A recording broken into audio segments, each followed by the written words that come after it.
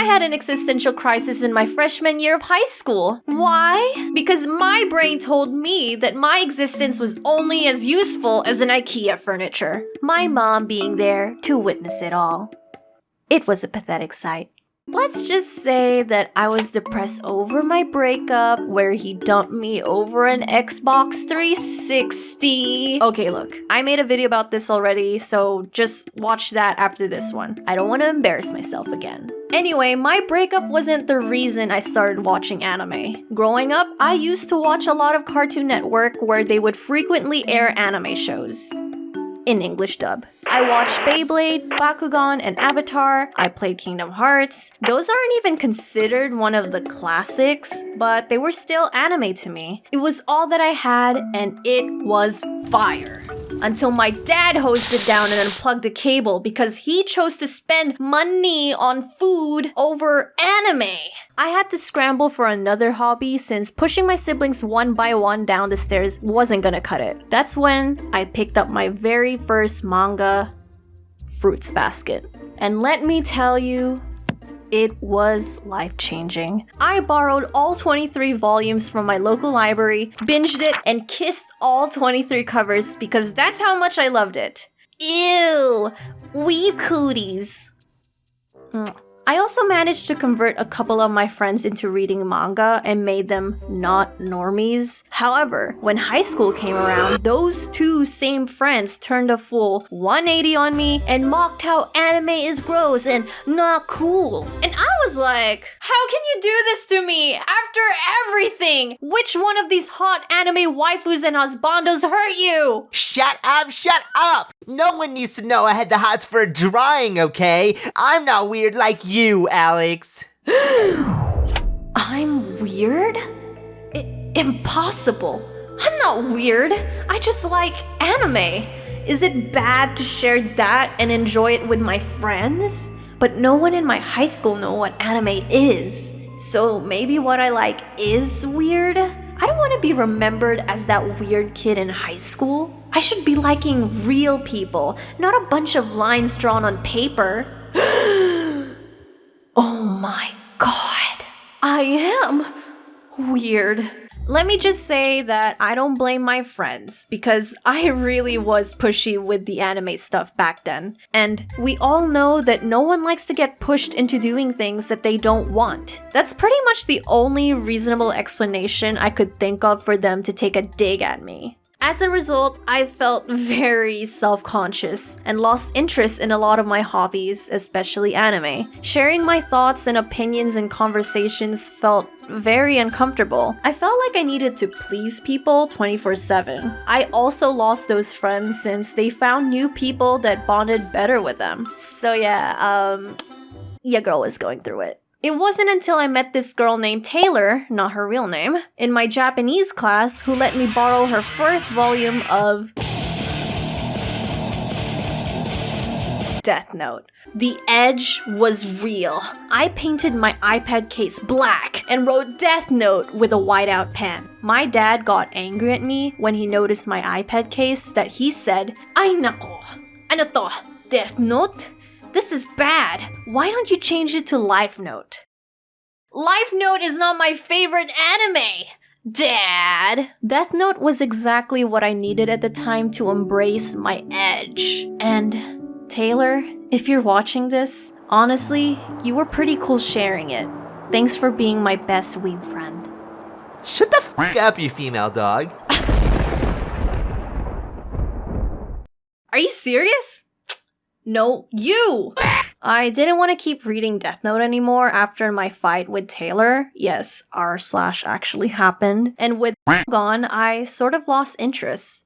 But it's okay, guys. I finished it in my later years. 9 out of 10. However, I needed a feel-good story during this rocky time in my life. I needed an anime that got my heart to do the Doki Doki Caramel dance. I needed another story that's the same tier as Fruits Basket. And that's when I found shoujo anime manga. Shoujo is a type of genre that focuses on romantic relationships with a hint of slice of life to it. A lot of shoujo animes take place in high school, so it was right up my alley. My first shoujo anime was Toradora, an 8 out of 10 on my anime list. I remember watching it in parts on YouTube since I didn't know which anime sites were safe to click on at the time. There's this scene in Toradora where the heroine pulls out a wooden katana in school and beats the living crap out of this girl, which she totally did not deserve. But I thought that was so freaking badass that I remember thinking to myself, I'm gonna bring a wooden katana to school and everyone's gonna think I'm so cool for beating the living crap out of Taylor. I'm kidding, by the way. Oh my god. My Catholic all-girls school would not be happy with that. But what I did do was break a branch from a tree, saw it to shape it into a sword, and filed it with sandpaper. The result was definitely not a katana. Not even close. But it was something. Then I watched and read even more shoujo, and I was on a freaking serotonin high. Shout out to these shoujo animes specifically because they really helped your girl get out of her rut. Sometimes you do need a fine anime husbando or fictional OTP to distract you from your sad, confusing puberty phase. Have you ever read a book or watched a TV show or movie or listened to a song that ultimately changed your life? Well, I did in the midst of my existential crisis. For me, it was an anime. And no, it was not a shoujo anime. It was a sports anime. And I know what you're thinking. Obvious freakingly, it had to be a sports anime. You don't have to be embarrassed for me. I'm already embarrassed for myself. Was it Haikyuu? No. Was it Free? No. Was it Kuroko no Basket? Was it Kuroko no Basket?